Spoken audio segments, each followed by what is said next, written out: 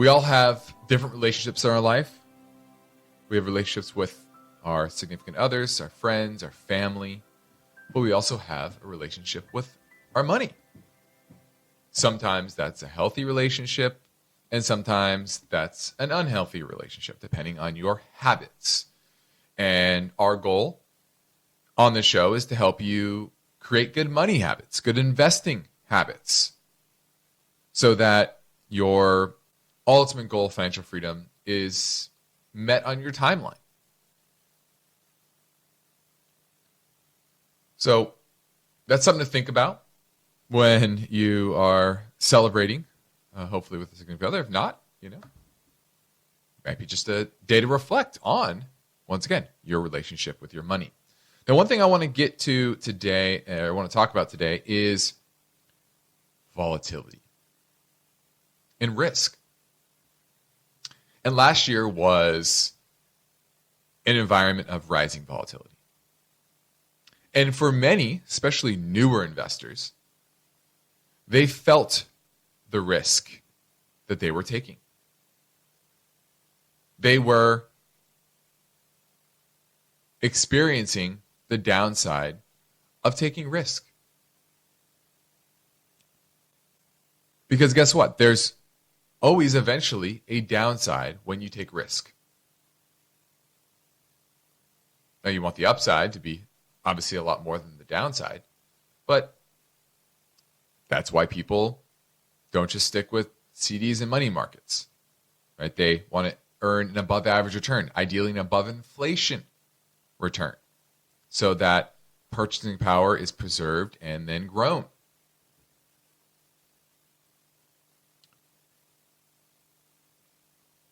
But a lot of people really don't understand the risk that they're taking until it's ultimately felt.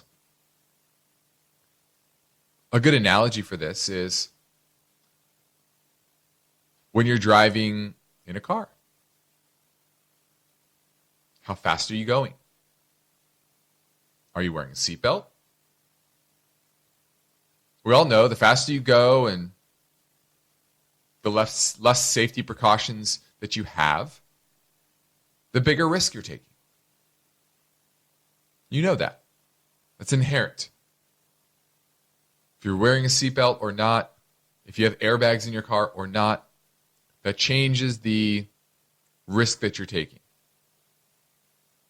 But you don't really feel that risk until you actually get into an accident. And how fast you're going, what safety precautions or features you have in your car, whether you're wearing a seatbelt or not, all of these play into how bad are the consequences when you get in that accident. And so the same analogy can be applied to your investments as well.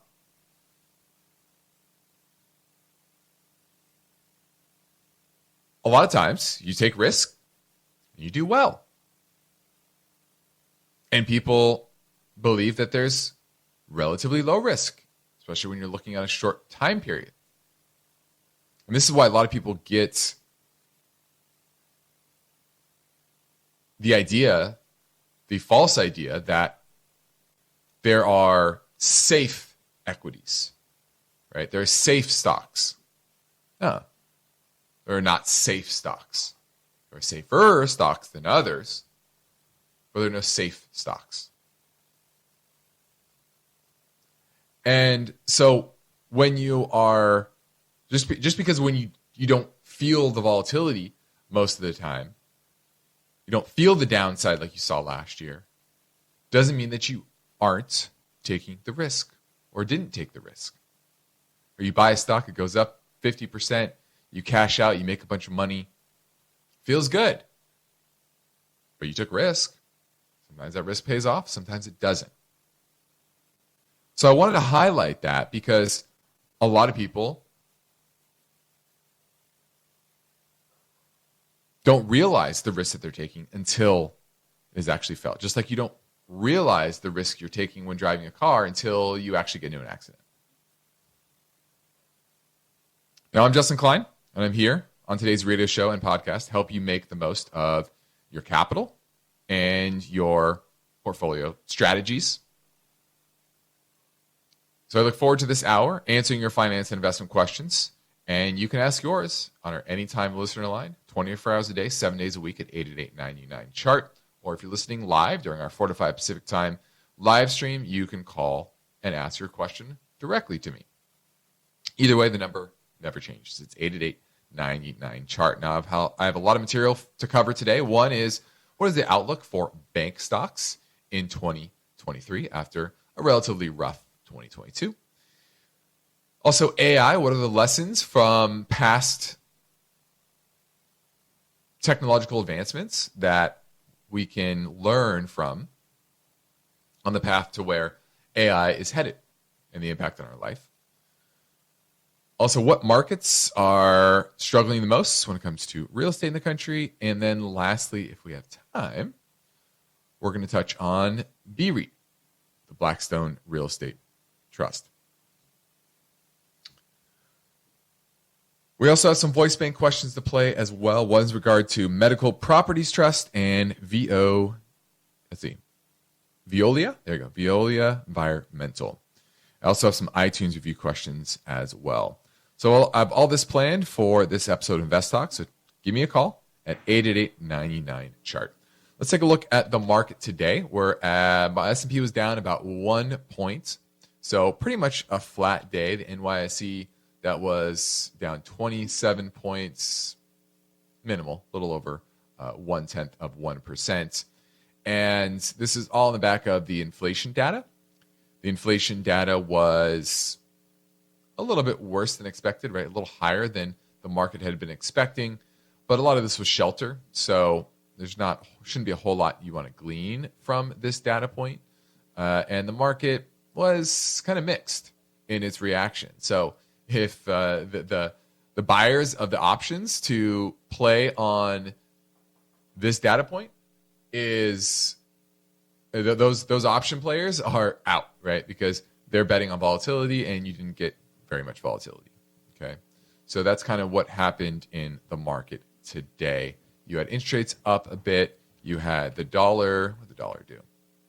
Dollar pretty much flat, and market's pretty much flat on the day. Now, the stock market is constantly changing, so I'm guessing that you have at least one or two finance and investment questions that you like answered, and that's all right with me. That's why we're here. You can call InvestTalk and get you on the agenda, your question. So my phone lines are ready for your call now at 888-99-CHART.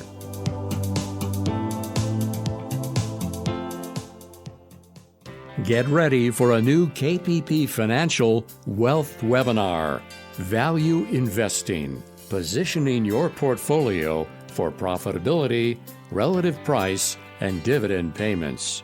The Wealth Webinar will be a crash course on how to structure your value portfolios, providing real examples with assessment tools that KPP Financial uses every day to grow clients' wealth. The webinar will be anchored by KPP Financial CEO and InvestTalk host Justin Klein, and by KPP Financial Portfolio Manager Luke Guerrero. Mark your calendar for Wednesday, March 22nd from 2 to 3 p.m. Pacific Time. You are invited to a new KPP Financial Wealth Webinar. Be sure to tell your friends and family members it's free, and you can register now at investtalk.com.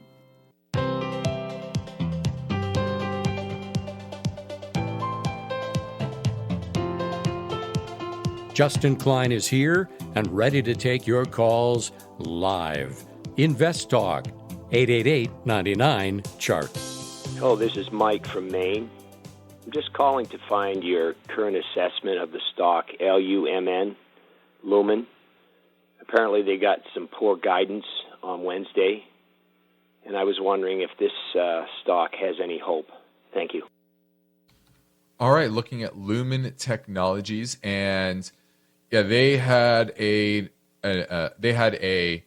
earnings announcement and a cash flow projection. The earnings announcement itself really wasn't far off from projections. They made 43 cents last quarter, down year over year, but nothing too far off from current projections.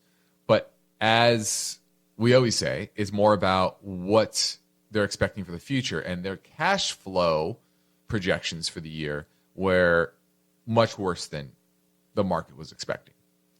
Now, clearly they could beat those cash flow expectations, but the market's going to adjust accordingly, and that's why the stock fell. They paid off a lot of their debt so far, and that's the big positive here, is that long-term debt has fallen from $37 billion at the end of 2017 to $20.5 billion. So they've nearly cut their debt in half over the last 5 years or so. But that also hampers their ultimate earnings projections. And earnings for next year are supposed to be only 34 cents per share on a roughly $4 stock right now. So you're talking low teen multiple for something that's shrinking. It's a bit too high, and they have a lot of debt. So that's the issue here, is that their trajectory has taken a stair step lower than the market had been expecting. Is there hope? I think there's definitely hope. They have good assets, and they've sold off a lot of their weaker assets, and they're restructuring the business. You might see some data providers saying they're going to pay a dividend. Well, no, they've eliminated the dividend. So if you see that, it's past dividend. It's not future dividend. They're going to be using that cash flow to pay down debt, buy back shares, not to pay a dividend. So this is not a dividend payer anymore. You really have to have a longer term viewpoint that their ultimate quality of their assets are going to be able to continue to dwindle down that debt, and that their new management team will be able to turn the company around. But that's still a big if and a big risk. So will they turn around? I think they eventually do, but it's probably not going to be this quarter, next quarter, probably not even this year. But when the market does, if it ever does, find confidence in that turnaround strategy, the stock will really move higher quickly. But as of now, it remains in bearish territory. Now, when people take the time to leave an InvestTalk review on iTunes, we'd like to thank them for their courtesy by getting to their questions quickly. The Puma 51 says, I was wondering if you can explain what RNPGX is. It's in my 401k. I can't seem to get a lot of information on it. Well, first off, why not? Why can't you get a lot of information on it? Maybe your HR department isn't giving you much data, if at all, because this is a very large fund. It's very easy to find information on it. It's the American Fund New Perspective R6 class, and it's a large cap growth fund. And it's in an area that you should probably be underweight. Wouldn't be an area that I would be allocating a lot of capital to. Now, the good thing, that I would say the best thing going forward is that about 45% of the portfolio are in foreign stocks, so there's better values than here domestically. But still, it's focused on large cap growth, where, as you know, being on the value side is likely where you want to be. So is it a good fund? Yeah, it's a pretty good fund for where it's at. Everything is relative. It's good for where it's at. But the question is, do you want to be where it's at? And what's interesting here is that if you actually look over the last 10 years or so, it's never been an outstanding performer in any particular year, but it's also never been a horrible performer. And so that's why over the 10-year period, it's actually in the top percentile of returns because of that consistency. Just shows you consistency is certainly an important factor, not just from year to year, but over time. So I would say it's an above average fund for large cap growth, but how much do you really want to be allocating in large cap growth? I would say not very much. Okay. Now we're moving into a break, so hang on. We'll get to more of your questions on InvestTalk at 888-99-CHART.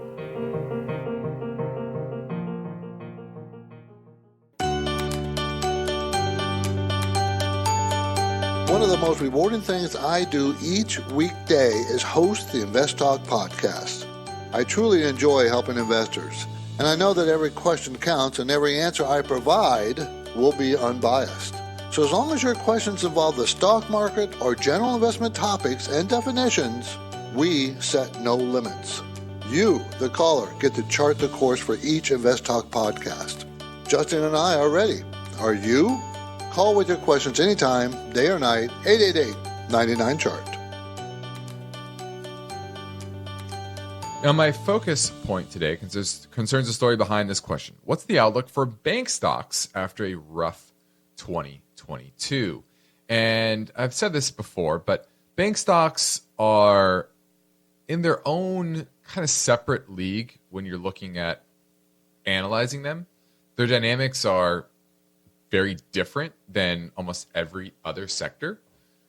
Because it's not a physical good, right? It's a service, kind of. And there's not your typical like cost of goods sold that comes with selling a particular product. It's just very, very different. There's a lot of balance sheet shenanigans that some are correct and easily understandable.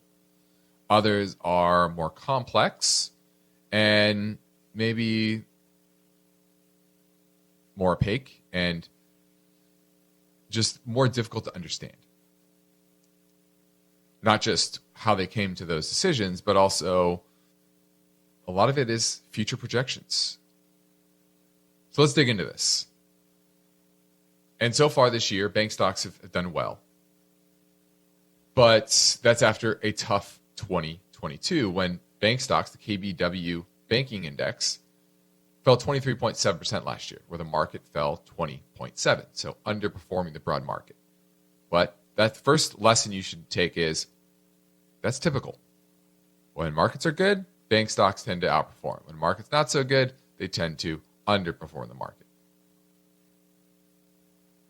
So far this year, it's up 13% year to date. Right? Market's good. Market's not up 13%. It's outperforming. And last year, there were headwinds and tailwinds. Now, the tailwind was higher interest rates, higher net interest margins, and the negative was higher write-offs. Okay, so let's dig into these. Now, interest rates for banks are important. And the net interest income is the margin between the rates they charge borrowers on loans and the yield the bank pays out to customer deposits. Now, they had a lot of tailwinds to this last year because they have a lot of excess reserves. They didn't really need to pay a lot on their savings accounts in order to keep people there. Because if they lost a few deposits, it was fine because there are a lot of excess reserves, right? That's excess above what they need to have on hand. And so they weren't really competing much last year on keeping those deposits. But their yield on their loans was growing. In fact, the KBW NASDAQ Bank Index, its net interest income was up 34% between the fourth quarter of 2021 and the fourth quarter of last year. But that's kind of coming to an end this year. It's not a long-term tailwind. Why? Because interest rates have kind of leveled off here over the past 4 or 5 months. And the Fed is talking about maybe pausing over the next couple of meetings. And then what you're also seeing is saving rates are now going up. Payments on those savings deposits are going up because people are looking around and saying, hey, I'm only getting 0.25%, 0.5% on my savings rate. I'm going to go buy a treasury. Or I'm going to go buy a CD at this other bank. Or I'm going to move it to a high yield money market account. And so there's increasing competition between banks for those customer deposits, especially as you've seen a downtrend in excess reserves at banks. So that net interest margin is likely to shrink a bit.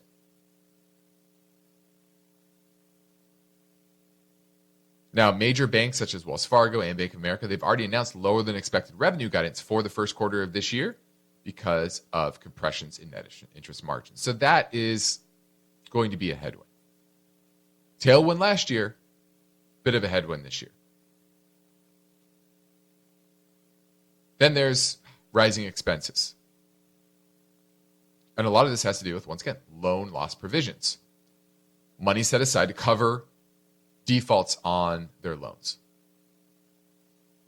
And they did that consistently all last year. And the big question that's on everyone's mind is they've already set aside a big chunk, right? The KBW NASDAQ Banking Index, the loan loss provisions were up 47% between the third and fourth quarter of last year. They've already increased it a lot. And so maybe they don't need as much going forward. Depends on where the economy goes. They've already kind of priced in a mild recession with those loan reserves. If it gets worse, obviously that's going to go up. If not, they're going to claw some of that back, and that's actually positive for bank earnings. And then fee revenue, that's gone down, especially at the bigger banks who have investment banking revenues because there's less M&A, IPOs, etc. So those are kind of the headwinds and tailwinds, and a very murky picture that continues for this year in the banking sector as a whole. Overall, I'd give it a slight net positive, but not dramatically. So I don't think it's the worst sector this year, but I also don't think it's the best. Now, in the next Invest Talk, the story behind this question: are municipal bonds an attractive option for income investors? We'll talk about that tomorrow, but give me a call now at 888-99-CHART. Did you know that yearly Medicaid renewals will start again soon? This means millions of people who were enrolled in Medicaid during the pandemic may no longer be eligible for coverage. If this may impact you, the good news is you have options. Anthem Blue Cross and Blue Shield can help answer your questions so you can find an affordable health plan for you and your family. We want you to feel confident you're covered. Click to learn more. Policy exclusions and limitations apply. Anthem Blue Cross and Blue Shield is the trade name of Community Insurance Company.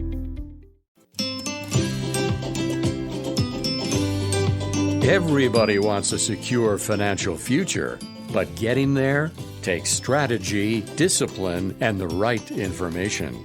That means you'll have finance and investment questions. Justin Klein is ready to provide his unbiased answers. So don't forget to call InvestTalk, 888-99-CHART. We're going to go to Hayward and talk to Bill looking at Taiwan Semiconductor. Thank you for taking my call, Justin. Of course. You own it or looking to buy it? Looking to buy it. Just wanted to get your opinion on it's had a pretty good run-up this year. I have a balanced portfolio with a basket of stocks, and I was just curious to see if you thought about timing on this one, I guess. Did you see the news after hours? I did not. Okay. Well, it's down about 4% on news that Warren or Berkshire Hathaway cut its stake in Taiwan Semiconductor by 80%. So that's number one. Number two, I urge you to go back and listen to my opening yesterday on the show. Did you happen to listen to that? No, I'm sorry. Okay. I encourage you to go listen to that because it's, I think, one of the most important points I've made on the show in a long time. And it's in regards to supply. And a lot of people focus too much on demand and not enough on supply and the dynamics within particular industries and companies. And Taiwan Semiconductor has been really the main supplier of independent chip foundry production in the world for a long time. And they had a step change higher during COVID, and they invested big in new capacity. But that's all turning. Earnings this year are expected to be down 12%. And the CHIPS bill that just passed last year is going to mean a longer-term increase in supply of independent chip foundries, independent chip production. And Taiwan Semiconductor's lock on the production of chips long-term, I think, is certainly murky and potentially in jeopardy. And so I know they are investing in a factory here in Arizona. And they see the writing on the wall that they can't just keep producing chips in Taiwan forever for political considerations here in the U.S., as well as geopolitical considerations with China. So what that means is they're going to have to invest in a lot of assets over here. It's going to mean some of their production facilities in Taiwan are maybe sunk costs and maybe unusable over time. And so I have a lot less rosy picture of this than the market does. And that's why I wouldn't buy it. And maybe that's why Warren sold 80% of his position. So I'm going to give this one a big thumbs down. There's a lot of overcapacity within the industry, and once again, the lock on the supply is longer term going to go away, because there's going to be a lot of companies, Intel, Texas Instruments, etc., that are going to build bigger factories here in the U.S. And bring more supply, which means lower margins for Taiwan Semiconductor. Thanks for the call. Now let's touch a bit on technology. Good segue here. And let's talk a little about AI. AI is all over the headlines, and everyone's talking about it. How do you invest in it? And I want to go back in history and look at various types of technological advances and how long they really took to create societal change. Now, one good example is the steam engine. It was invented in 1769. But it didn't overtake water as a source of industrial horsepower until the 1830s. It took 60 years till that happened in Britain. And it took all the way till the 1860s to have an impact here in America. And a lot of this had to do with just iteration and finding ways to make it more efficient, more effective. And then ultimately it was refined enough to create mass use and applications. And then you look at electricity. These technical advances on electricity were published around 1880. And American productivity and business actually slowed and shrank from about 1888 to 1907. And it wasn't until the 1920s to when that really took off.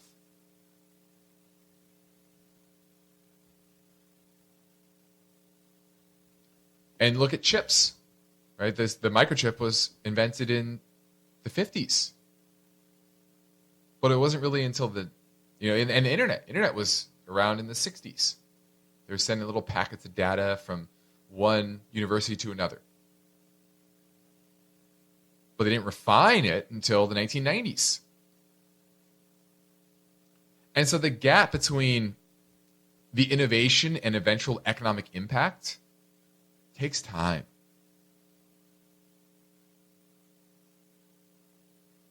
And capital cycles also ebb and flow.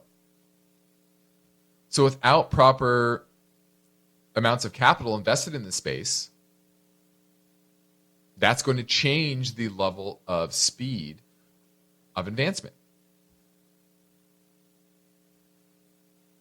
And so it's, in a lot of ways, it's the J curve, where it kind of slow, it initially dips because new technologies appear, and actually productivity gets worse because people are tinkering around with this new technology, and it's taking away from their ability to work on existing technology that actually works, that actually has efficient applications.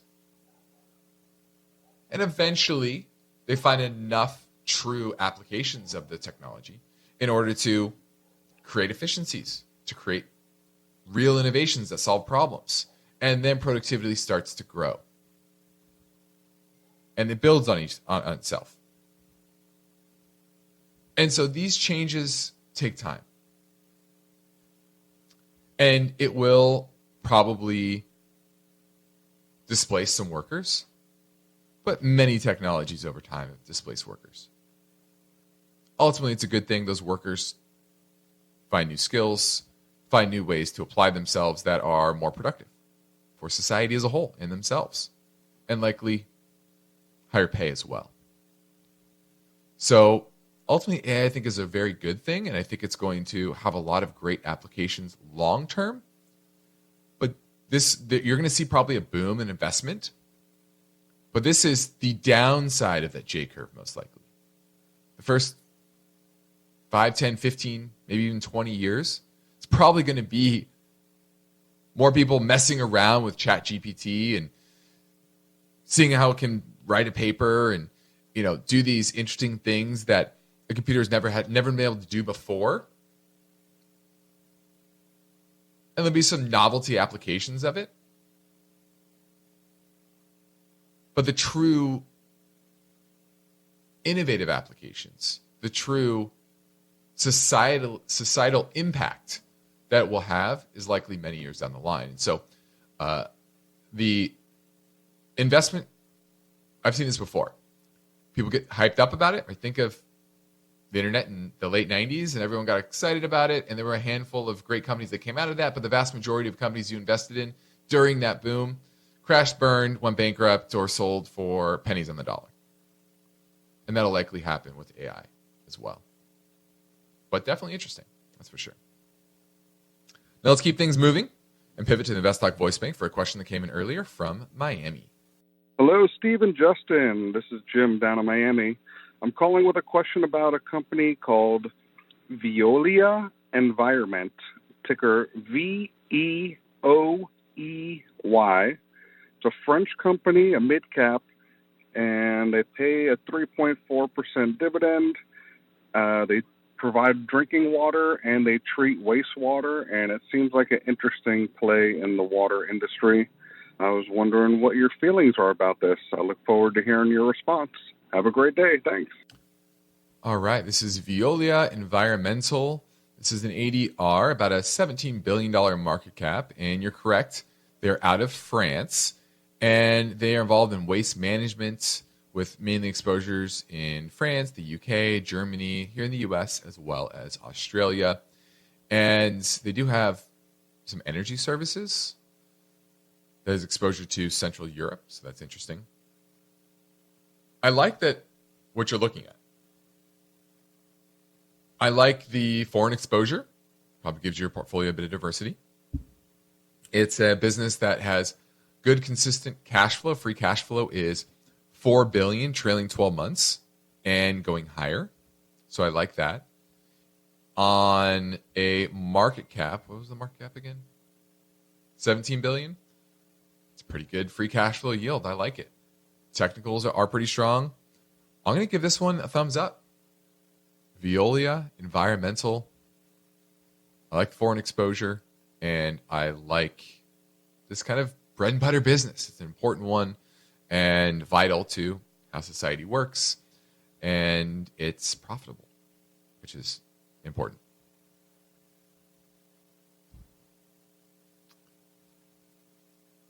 Now, there's no denying that we're in a new market environment, and as time marches on, serious investors understand the need to adjust their thinking and strategies to fit our current times.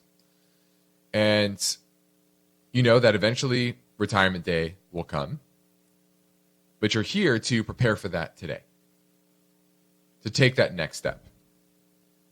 And successful investors know you have to update strategies and adjust for market environment, changing end goals, changing financial situation today. And so if you need help understanding whether you're on the right path, I encourage you to reach out to myself or Steve Peasley at our company KPP Financial, where we practice parallel investing, which means we invest right alongside our clients. And we operate with the same philosophy as we do on the show, which is independent thinking and shared success. So if you want to sign up for a free portfolio review assessment, via telephone or GoToMeeting, all you have to do is head over to investtalk.com, fill out a portfolio review form, and we will get right back to you. Or you can call our office at 800-557-5461. The sooner you contact us, the sooner you can help, or we can help, get your portfolio optimized. Now, next up, I'll play another listener question from 888-99-CHART, so hang on. Mark your calendar for Wednesday, March 22nd from 2 to 3 p.m. Pacific Time. You are invited to a new KPP Financial Wealth Webinar, Value Investing, Positioning Your Portfolio for Profitability, Relative Price, and Dividend Payments. Be sure to tell your friends and family members about the new KPP Financial Wealth Webinar. It's free, and you can register now at investtalk.com. Hi, Justin and Steve. I'm calling today about ONEOK, ticker symbol OKE. I've owned this company long term, and I'm up about 20%, thinking about consolidating and selling this company. Do you think it's a good idea? Also, a follow-up question is, when would you sell it? They pay out their 5.5% dividend in mid-February. So would you sell before, after, or at a certain price? Thank you very much. Appreciate the answer.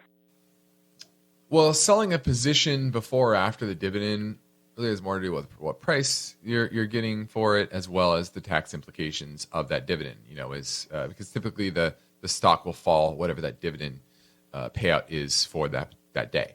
So that's what you have to think about more, is what is the tax implication? Is it in a taxable account or not? Do you have a gain or a loss on the position, etc.? But when it comes to ONEOK, called ONEOK, we actually own this for clients, and we have a value that is higher than it is today. So we're not selling it for clients. We have a higher value, north of $80 per share. So it's earned $4.75 next year. Consistent grower. It's engaged in natural gas and natural gas liquid gathering and processing in the Rocky Mountain region, where there continues to be growth in shale. And so I wouldn't sell it. It's still paying a nice 5.5% dividend that is safe in our minds. The payout ratio is, a little high, but they have a good balance sheet and good consistent cash flow.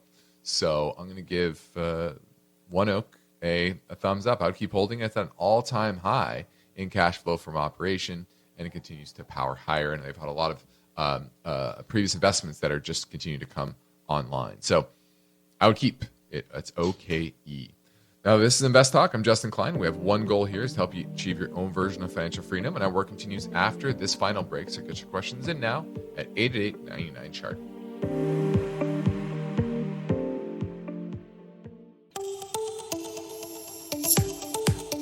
Each day, InvestTalk listeners submit their finance and investment questions via phone or email.